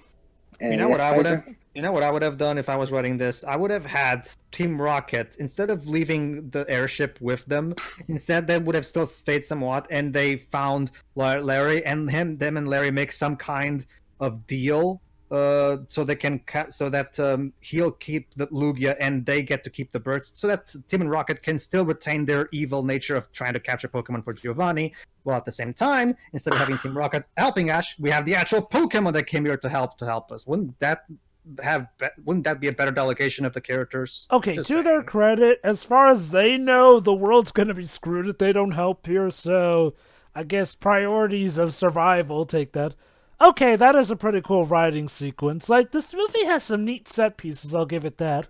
Now, if it just had a good story to connect it. Also, I guess it was nice of Articuno to build an ice bridge for people to go across. Thanks, man. Again, Articuno seems to be the most chill of the birds, no pun intended. I still think the Pokemon could help in some instances and make this even easier, but whatever. Oh, no, I agree. It's like that line is completely made superfluous by what this movie actually does.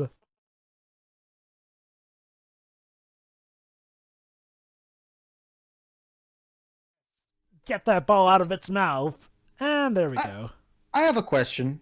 What? If the rocks being all in that one altar solves everything, why don't we just leave them in the altar to begin with instead of separating them? The birds need to be apart. I get that, but the prophecy never mentions anything about the stones having to be apart as well. So why can't we keep the stones in that altar? I'm guessing they had to be out of here and there so that somebody could collect them properly. Otherwise, if they were already set in the stones, then it wouldn't work. You know what? I'm gonna go to YouTube and I'm gonna go to Google and I'm gonna see if I can find the original Japanese prophecy.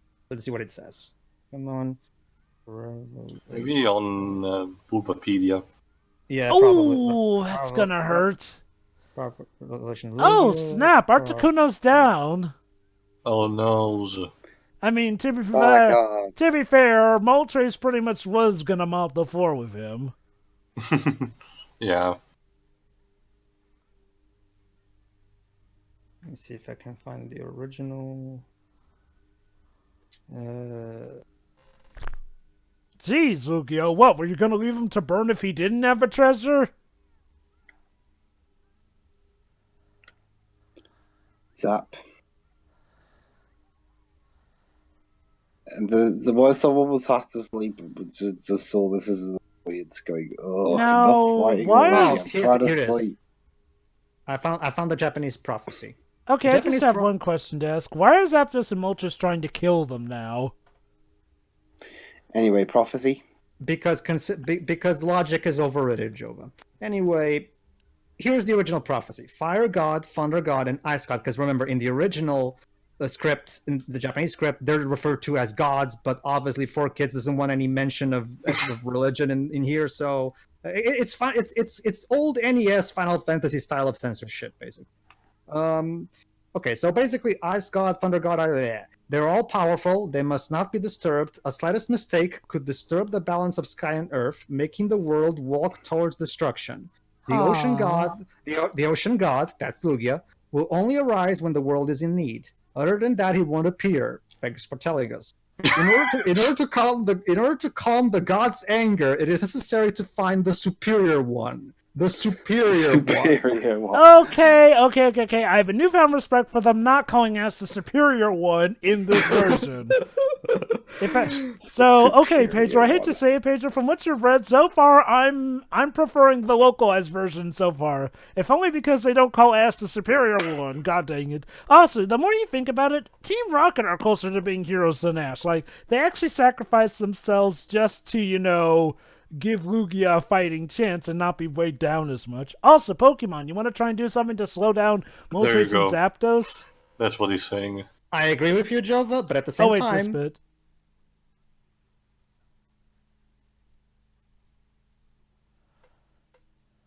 Why? Again, dies. I'm just going to say this. Pokemon, the power of us, does this so much better. Maybe because it doesn't stoop to the whole stupid chosen... Well, again, the other...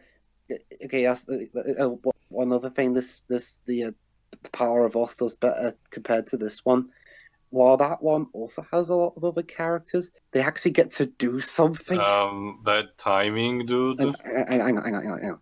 Yeah, in Power of Us, the other characters in that one actually get to do something. It's not just Ash and stuff. Your destiny? Dude, your fortress has crashed down. You've lost all your burrs, metaphorically speaking, and literally speaking, and now you're trying to prevent Lugia from doing his thing to save the world. Like, what is your deal, dude? Hyper Beam! Okay, that does look pretty freaking awesome. No, okay, I agree with you, Jova, but here's the thing. I do have to ask, why didn't he do that before? That's a good point. Here's the thing, Jova. Neither the English prophecy nor the Japanese prophecy explain why the hell can't we just leave the stones originally in that altar. Again, I'm guessing the reason they're kept separate is because they gotta be separate in order for the prophecy to work. And now the collector's got a freaking sniper rifle. It doesn't say anything like that in the prophecy, so I'm sorry. I can't. It's just theorizing. But here's the thing as well. I love how this prophecy is written. Hey, Melody, play the song again so that'll heal Lugia again. Hey, Pokemon, you're all needed. Hey, Gyarados, could you go in there and help Lugia? Hey, Blastoise, you want to maybe try helping out too? Huh? No? Okay. Oh, and Slowking, while you're at it, can't you do something while you're at it? Well, then again, Slowking is not very powerful. And again, Melody, why don't you try playing the tune again, which heals Lugia? Lugia's clearly down for the count, so maybe playing the song could help again? Is everybody in this movie fucking brain dead? Hello, just play the tune again. It clearly did wonders the first time. Like, okay, Pedro, I know you said that this is a better made movie than the first movie, and I guess the only thing I would really say to be an improvement in is the animation. Otherwise, I'm sorry, this seems to be like a more lazily made movie than the first one. Hi, Tracy. Hey, Tracy, I still prefer Brock over you. It's more so, Jova, that it has a more well-defined structure. Does it whereas really? Well, what you're pointing out is stupidity and plot holes, which was also a large part of the first movie as well. I mean, it's not like this is new for a Pokemon movie, but I think the big problem is that in the first movie, not to mention the first movie had that big hypocrisy angle, and of course the big ass pull at the end. So there's also those things to consider. It really does come down to how much you're willing to put up with this plot, though. It's like, well, I mean, the Pokemon the first movie is still stupid overall, and yet, I don't know, somehow that felt like it had less plot holes. Like, don't get me wrong, there was still stupid stuff like the whole fighting is wrong. Okay, I guess it really does depend on which you find to be worse. The fighting is wrong thing from the first movie, or almost every stupid thing with this movie. I have a theory for that, Joe, that goes back to my usual philosophy. That the reason why you feel like that movie had less plot holes is because that movie did a better job of entertaining you. This movie, on the other hand, this movie, on the other hand, is so generic and by the numbers that the flaws become all more apparent. Yeah, I think that's a good point. My philosophy is always right. I mean, to be fair, that's kind of the thing by nature. It's like, well, the more something's entertaining, the more you're distracted by it. No, true, Joe, but you'd be surprised how many people nowadays forget that basic fact. I mean, I can't blame them for forgetting that because, sometimes we like to imagine that we're somehow better than that, and sometimes we can be. I think one of the best examples is Endgame. Like, the time travel... Hello. Red, yellow, blue, primary colors unite. By the way, I love the way the Japanese prophecy is worded. Fire God and Fire God, they're all powerful. Okay, thanks for telling us. I love this, and I love this one. The Ocean God only arises when the world is in need. Other than that, he won't appear. Just one would tell you. And in order to calm the god's anger. Why would he need to appear? Wait. It also says here, Shiroi, in order to calm the god's anger. Wait, god's anger, but you said, but it's Fire God, Thunder God, and but isn't it Free God? So shouldn't this prophecy makes no sense? Wait. Hold on. Did they put the apostrophe? Did they put the apostrophe before the S or after the S? Let me copy paste it. Oh, now you're playing the. If they put the apostrophe after the S, then they're referring to gods as plural. Yeah. I'm pasting it right now. If Discord will allow me. Yeah. Let's see your. There you go. Feel free to read it. Basically, everybody, go to PokeCommunity.com's forums. They have a topic there talking about this. Maybe it's just a typo from the people who translated it. My guess, because, the way they're referring to that. Okay, I like this music piece. Like, I really do like this music piece. Yeah, that's actually... Okay, for the sake of saying something, aside from the animation, the music in this movie is actually, I think... And speaking about the American score, I'm much more preferable to Shinji Miyazaki's music because I'm a huge fan of Shinji Miyazaki's work in the anime. However, of all the American-made scores, this is my personal favorite. I think they did actually a pretty damn good job with the American score. So good job, Ralph. Yeah, if there's one thing I'll give 4Kids credit, for the most part, the music they supply for their dubs is actually pretty dang good. I especially love Yu-Gi-Oh! GX's soundtrack. The only problem is that they can't. Their approach to scoring stuff is like putting music absolutely everywhere. Hey, Zapdos, Moltres, you tried to kill us, but now we're all friends now thanks to the power of music. You know what I mean? Yeah, Articuno, you're actually alive. Although personally, despite how good the music in this movie is, personally, I still would have preferred if the budget that 4Kids used to hire all these bands and the new orchestral score would have been used to maybe hire better screenwriters that could, create a better script overall. Okay, to 4Kids credit, going off of the original movie, it doesn't seem like there was much they could do, not to mention the fact that the Pokemon Company would have still called the shots on what they could change or whatnot. Now, as much as we wish a lot of stuff could pull a ghost stories on us, ultimately that is up to the Japanese company and how much liberty the localizers have. Can you guys hear me, by the way? Yeah, we can hear you. I'm still. That's the thing. By principle, I'm almost always opposed to replacing the original Japanese score with a new one because it's basically I find it very insulting to the original composer who I don't know, why not keep the original work as it was? The thing is, Pedro, sometimes even the Japanese company don't want the actual soundtrack coming over because of copyrights and all that jazz. Poor Shinji, then. Sheesh. Yeah, copyright screws over lots of people. Which is also interesting because The Power of Us kept Shinji Miyazaki's score. Yeah, and the Pokemon Forever of all movies did that as well. It feels like nowadays they've gotten a better lid on that, but back in the day, a lot of copyright stuff went out. Okay, I'll admit, I do still like this scene. It's just, if only if it were in a better movie. Also, thanks for playing. You know, the more I think about it, Melody was the one who played the tune that saved the world, so was she really the chosen one and Ash was just there? Yes, technically Melody was more useful than Ash. So.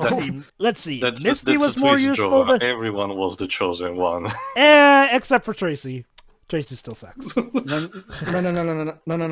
Teod, remember, there can only be one superior one, apparently. But maybe there's a superiority one to the superior one. There's an even superior. Okay. How about this, Joe? We'll compromise. Ash is the chosen one, and Melody is the superior one. So I gotta wonder, did the prophecy mention that there'd be a Disney World Waterworks show at the end that saves the world? Because that was quite a show. Bravo. Newsflash: Disney buys the Pokemon Company and Nintendo. Wow. I guess that's. Would you be surprised if they do? Honestly, I think a bigger surprise would be. Well, honestly, though, biggest surprise would be if someone other than Nintendo. Holy cow! I can't believe our tourist prophecy actually came true. We should do this next year. Hi, Pokemon! You were completely useless. But we were ready to help. well, didn't you see how we just stood there and we, looked all concerned? We were your cheerleaders. Yeah, that's exactly it. They were just cheerleaders. Thanks, Lugia. You were actually useful. Are you sure about that, Lugia? All right, now somebody quick, catch him in a Pokeball before he... Nope. Does he return in a later movie? I forgot. He returns in The Power of Us. Remember, Jova, he's a Gen 2 legendary, so he needs to be asleep or any kind of status effect for the Pokeball to even hit him. Hey, Mom! The way Veronica delivered the line. And not just because I share your voice, obviously. It's interesting. It's interesting because in the Portuguese dub of Pokemon... Oh, wait. This is Rich. Every day I worry about you. Didn't stop me from letting your ass go out when you were only 10.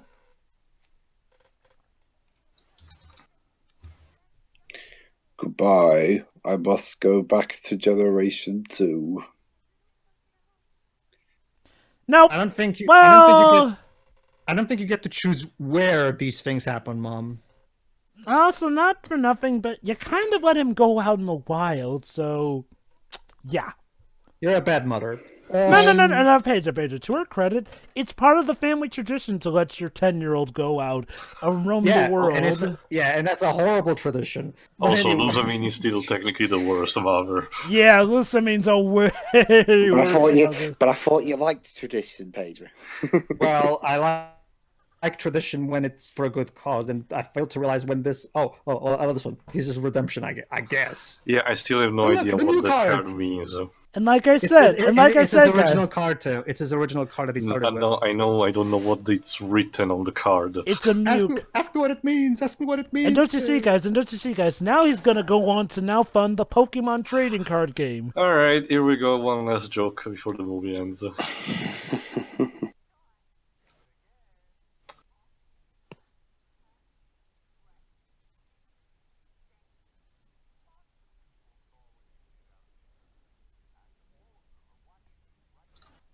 All 5 of us. Holy shit. Were we a part of the prophecy? Holy shit, Webs. The movie has become sentient. It's aware of us. Oh, God. Ron. Don't stop looking at me. Also, Simpsons reference. And now Donna Summers, The Power of One. How many times are we going to reference by Disney now in this commentary? By the way, I would like to Disney owns so much. By the way, everybody out there in the audience, I'd like to say this. If you want to have a laugh, go to YouTube and search Daily Show Pokemon. because back in the 2012 American elections, there was a guy called Herman. Bye, Melody. You'll never get to be Ash's love interest, even though a lot of people shipped you with him because they found you too cute. No, she disappears from the universe altogether after the movie's over. Search that on YouTube, because there was this presidential candidate back in the 2012 elections in America that, as a part of his campaign speech, started literally quoting lines from this song. He even said it. I believe these words come from the Pokémon movie, and he just starts quoting the verses of this song. So, how did Ash and company leave if they're not on the boat with that woman, whatever her name was? Yeah, that's another thing. Who's this green-haired chick? She's Tio. Tio? Oh, yeah, exactly. Thank you. Who is she? Tio. Oh god, they're still stranded on the island. They're forever. Oh wait, never mind. They're riding Lapras home. I think it's called Marine. But at the very least, in a few moments, we'll get to hear Weird Al's Yankovic's Pokémon. Yeah, that's something weird. I never imagine one of being in one of the actual movies that he's parodying. Well, give the woman here this. She sure can sing. Also, this music is really trying to rip off. What my heart will go on. Have you never heard of Donna Summer? Oh, no. I heard of Donna Summer. It's like, kudos to her. But yeah, like Tia said, she's following that cool My Heart Will Go On trend. And I'll admit, I like that trend. I mean, hey, even Calling to the Night did that. Anyway, final thoughts, I guess. Well, a lot of Metal Gear songs did that, but yeah. Sorry, Dweebs, let me start first, just so I'll be quick, extremely about this. Yeah, this movie hasn't really aged well. I think I liked it when it came out, but it was way too long ago, and honestly, aside from the fact that the things that would have been good aged badly, it's just forgettable. Not much happens. The plot is so forgettable. Oh, here we go.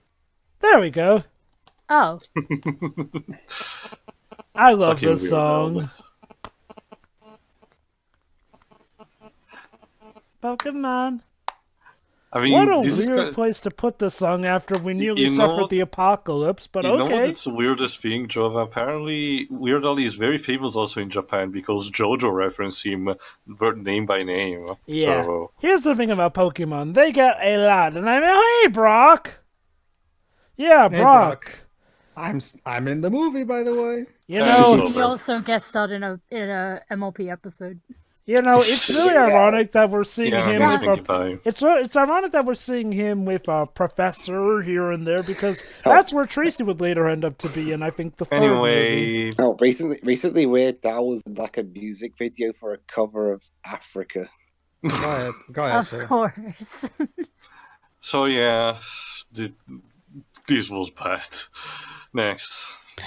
Why are they playing the Westlife song? Oh, you want to go next, Roy? No, I just have to ask, why are they playing this Westlife song? Yeah, why Westlife? Oh, is that actually the name of the song? Hey, no, that's the name of the band. The song is called Flying Without Wings. Oh, here you go. Remember, Westlife was very popular in this country. Oh, the listening to songs right now. I'm checking it out. They are a British band. Oh, yeah, there you go. Flying Without Wings. Pokemon, yeah, Flying Without Wings by Steve. I didn't know this song was used for this movie. Dweebs, go ahead though. But yeah, this movie isn't all that great. I think it's less painful to watch than the first one, which is probably the best thing I can say about it, other than the animation is pretty good looking.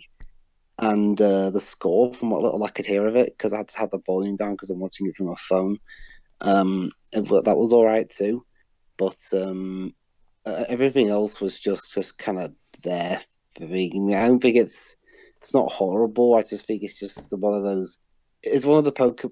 Okay, so a Pokemon film to me can be either one of three things: really good, just there, or blech. This one's just there. It's something I'll forget in a minute. But yeah, I forget a lot of things in a minute anyway. So what do I know? But anyway, this will be faster though. So yeah, overall, it's just there, and I guess the Power of One is an accurate title because that'll be the power of 1 minute. How long it'll be before I forget about it. well, let's test that, Dweebs. What were we doing a minute ago? we were talking about this movie. Oh, good one. Okay, cool one. And we were talking about, but I can't remember the specifics now. Something about Weird Al. Exactly. That's roughly correct. Yeah, what do I win? You win. You win a commentary for Pokemon Forever. Actually, you win one of the special promotional cards that were given to everybody who saw this movie in theaters. I didn't get one. Joke's on them because I got my copy in the VHS. Or you can just buy it off eBay for like £100 or something. I'm not spending £100 on a card. Again, like I said, I got my card via the VHS copy. Alright, that's me done then. Next. Go ahead, Shuri. Alright. Okay.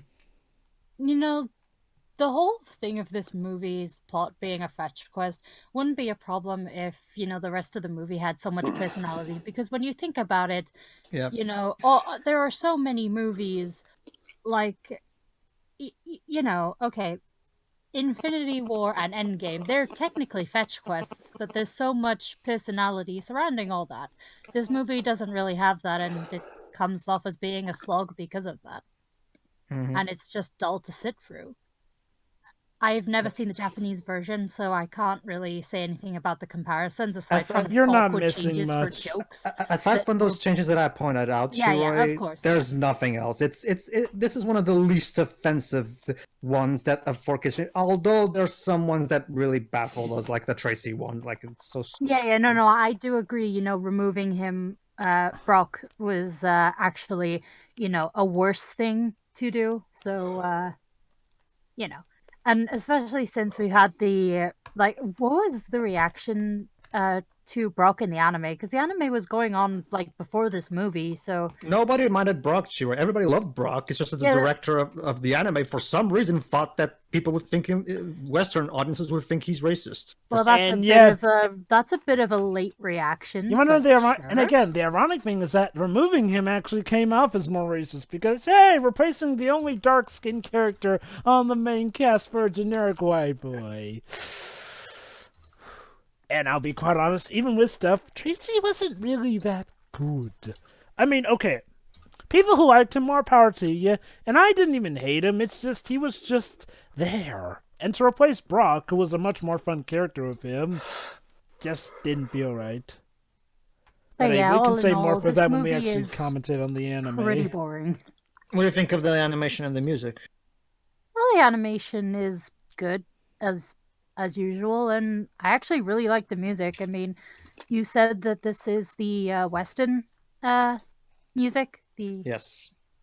Yeah, it's actually pretty good because you get it's usually a bit of a downgrade. See Sonic X, for example.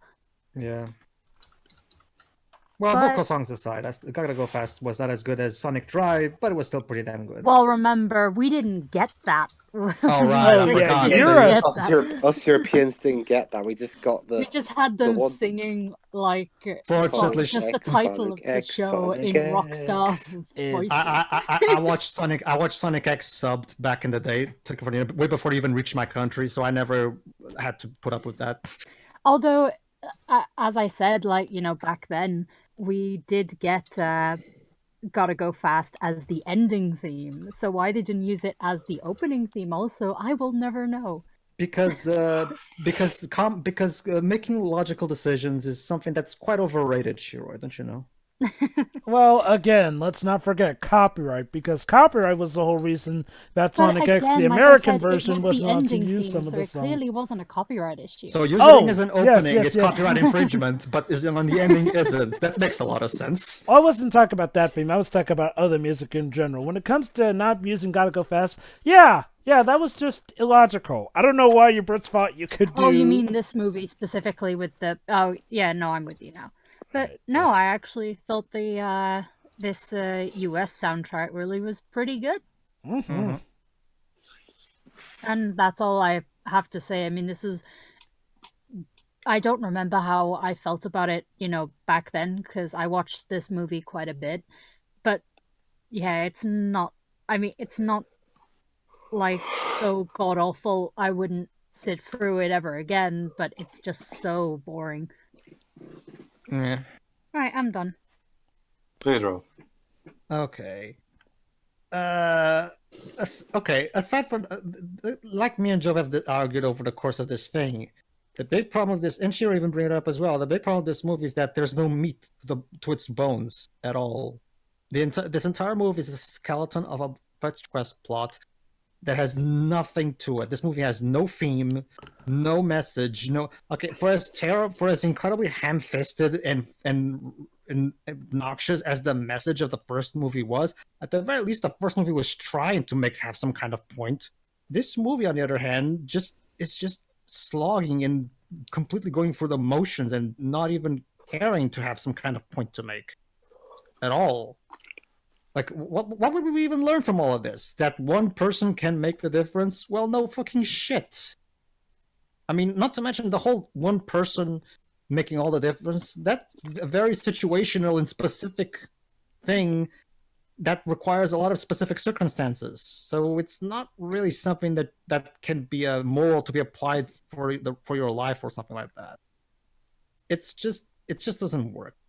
The characters are completely, even when they do try to have some kind of humor or personality to them, it just resorts to Misty being tsundere even more than usual. Ash's ashness. Yeah, Ash is as interesting as a pile of ash. Tracy had that one good moment in the Japanese version, but Porky decided to rob that from us for reasons that I have yet to understand. The prophecy makes no goddamn sense and is so generic in its nature as well. Who wrote this? 2007 Sakaguchi? I mean, it's just so lazy. And like I said, it makes no sense because it's very vague and non-specific, because I'm still convinced that whoever came up with these things back in the ancient times should have just, okay, in order to prevent shit like this from happening, let's just leave all the stones in the main altar instead of being separated. I mean, there's nothing in the prophecy saying that cannot be done, so I'm still convinced that this whole thing could have been solved if the ancient ones weren't stupid about this. So couldn't that kind of be said for almost any prophecy? I know, but this one, but that's the thing, Joe. But the prophecy is right here, displayed in full front to us. It's the primary driving thing of the plot, so it's kind of hard to ignore it and not dissect it. Okay. Yeah, this like everybody else said, this movie has really good animation and beautiful music, but it cannot distract you from it at some point, because this movie is 1 hour and 17 minutes and it cannot really eventually the novelty of the music and the animation wears off and you realize that this movie is all looks and nothing else. Well, all looks and ears, I guess. So yeah, this movie is a very shallow, lazy movie. I'll give the first movie credit. At the very least, it was trying to have some semblance of a point. And like me and Jova said, it did a better job at having stakes and being overall a more entertaining movie to watch, despite being so preachy and overall obnoxious. But it's kind of a complicated matter. Like, this movie does a worse job entertaining you, but at the same time, I would argue that it's better structured in the sense that it follows a very simple, easy to get done structure. But so by the numbers, that I guess it really depends on what kind of things you're tolerable to. I guess either way, we can just agree that they're worse than 3, but better than 4. Watch the first one just for making fun of it. Skip the second movie and go straight to the third movie, because that's the good one. Well, and Lucario. And I haven't seen The Power of Us yet, but so I can speak for that one. Go ahead, Joe. There are a few other good ones, but I can't remember them by name because holy cow, there's a lot of Pokemon movies. What was the one we did before? The first one. No. Oh, we didn't do a commentary on that other one yet, did we? No. Okay. I don't know what that one is, but I'm sure the one with the little girl. Oh, Pokemon 3. That's the one after this, Shuri. Oh, great. Go ahead, Jova. Mm-hmm. Yeah, folks, what can I say? I You're mean, welcome. I think the problem with this movie is, like, when you think about it, what does this movie accomplish at? I mean, it doesn't really do a good job at advertising the Pokemon, unlike other movies, because, like, barely any new types show up, and the Pokemon don't really factor that well into the story. It doesn't really do well entertaining us with Pokemon battles, except until, like, the end, and even then, not really that much. I mean, it's just, what was the point of this movie? Like, it doesn't work as entertainment. It doesn't work as advertising. I guess for money, but even still, I mean, usually when the Pokemon Company did a movie, you felt like they did it for a reason more than just money, even if that goal did pertain to making more money. This one just feels, I think the reason I kind of dislike this more than the first Pokemon movie is that I guess it just feels the most soulless. And not in the sense that they were being greedy, just in the sense that it feels like no one had any right idea what they were doing with this movie. The writing is... If you'll allow me, Joe, but you just asked, what did this movie accomplish? And Weird Al is involved, so True. It's the perfect situation to quote one of my favorite lines from his movie, UHF. Nothing! Absolutely nothing! There you go. Yeah. I guess that's one thing it accomplished. It got Weird Al Yankovic and to do a Pokemon song. That was nice. And okay, with the positives, this definitely has a very, very, very sublime soundtrack. Like, I mean, I could listen to the score of this. Like, it's really good with the orchestration and everything. I really enjoy it. Possibly even more so than the first movie. I mean, again, that's one thing I'll give the Pokemon movies. From what I've seen consistently, they've got good scores even with the dubs. Thankfully, later on, they wouldn't have to even replace the orchestrations. But I digress. I really do like the music of this. I guess that'd kind of be the one thing I do praise aside from the animation. As for the characters they introduce, possible love interest, but not really. Tracy. I know he was technically added during the anime, but gosh dang, does Tracy just feel like an extra wheel here that I could do well without. I mean, I get it. The kid is fine. But this movie didn't do him any favors. Let's see. The plot. Okay. It's really hard to decide which plot is dumber between this and the first Pokemon movie because, oh boy, the first Pokemon movie's biggest problem is the moral it tries to tell, that fighting is wrong when it really should have just been that fighting should not be taken to that level. Well, so I guess I can give Pokemon the first movie credit in that at least that moral came close to being good. This movie doesn't have anything that comes really close to being good, except for maybe one line, which even still was a mistranslation. And apparently, even in the original version, the guy does not really have good motivation all the same still. Since, yeah, he's a collector, but like Pedro also, or like Pedro and a lot of us had said, why not just catch him with a Pokeball? Yet he doesn't. But I guess he'll reform... Which the Japanese version did ask, and yet we didn't get a satisfactory answer still. Exactly. And so now, though, now this guy's apparently reformed. Well, whoop-de-freaking-do.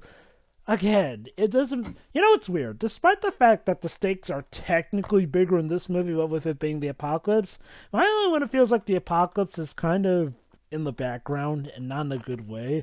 Like, heck, there were several times where I forgot that the stakes were that, the world was doomed or whatnot. Like, it doesn't feel like it has that much presence. Because everything really just feels like they're going through the motions in the most painfully blatant of ways. Like, we don't even get a proper goodbye with these characters. Like, holy cow, if ever there's a way to show that you haven't created a bond, it's not even show the scene where the heroes say goodbye to each other. I'll give Pokemon Forever that. Even they did the friendship better there. It's like you guys said. If a movie's good, we can sometimes overlook the plot holes. Endgame's a great example of that. And yet, this movie failed. Movies are, above all else, entertainment. Therefore, the entertainment aspect should be the one that should be given the utmost priority. not the lack of plot holes. Like, heck, even with Pokemon Heroes, that has more entertainment value despite it's about wrong. And I mean, that movie can get very, very, very icky wrong in so many ways. Yet even that has better entertainment value than this movie. Which is a shame, because I kind of do want to like this movie. Because, again, it has great animation, great music. But when I look past all those, I notice all the crap there. Yeah, it's a movie that's trying to distract you from its complete shallowness by putting a lot of makeup and playing good music for you. It's style over substance, and yep, once the style wears off. In its purest form, basically. Mm-hmm. And that pretty much caps off my words with this movie. Oh, if you'll allow me, Joe, one final thing that I'd like to add, since you're done. Taylor just mentioned apparently there's some problem with the Italian localization of the prophecy. Apparently they made some kind of pun with a word that sounds pretty much like the Italian version of the word of ash or something like that. Yeah. Here's the interesting thing. In the Portuguese dub, they don't even try. All they did is, the prophecy is basically the same. The only change they made was, and the earth will become ash. As in, it will become just a pile of ash. As in, and they just say the words ashes, because the word ash in Portuguese sounds nothing like the English version of that word. So they just say the prophecy, just keep, it will turn to ash, it will just become ash. And then they say, oh, it will become ash. And then they say, Ash, they're talking about you. Here's the problem. In the Portuguese dub of Pokemon, they just call Ash by his English name, Ash. So the prophecy makes even less sense in the Portuguese dub, because there's literally nothing connecting the prophecy to Ash's name. They just immediately assume that Ash is the chosen one, even though the prophecy just says the word Ash that has nothing to do with the English word Ash. Okay, to give you guys an idea, here's how you say Ash in Portuguese. Cinza, which has C-I-N-Z-A. It has nothing to do with the word ash, and yet they pretend that it has something to do with the word ash. But my guess is the Portuguese translators were like, fuck it, and they just rolled with it, because there's no way we can make this work in Portuguese. Interesting little trivia for you guys. Anything else, Jova? Again, maybe I'll rewatch this movie with friends, like you guys, for a practical joke in there. Or, maybe I'll browse YouTube, listen to the score every now and then. And again, I trusted this. It's like I said, this was the perfect companion piece for Pikachu's rescue adventure. Basically, nothing happens in there, and basically nothing happens in here. I really hope Gary at some point makes a Poké-Sense of the movies at some point. Because, he hasn't made one of this movie. I'm surprised. Gary is so far only focused on doing episodes, but I'm assuming eventually, if his patrons ask him, he'll probably get to the movies at some point.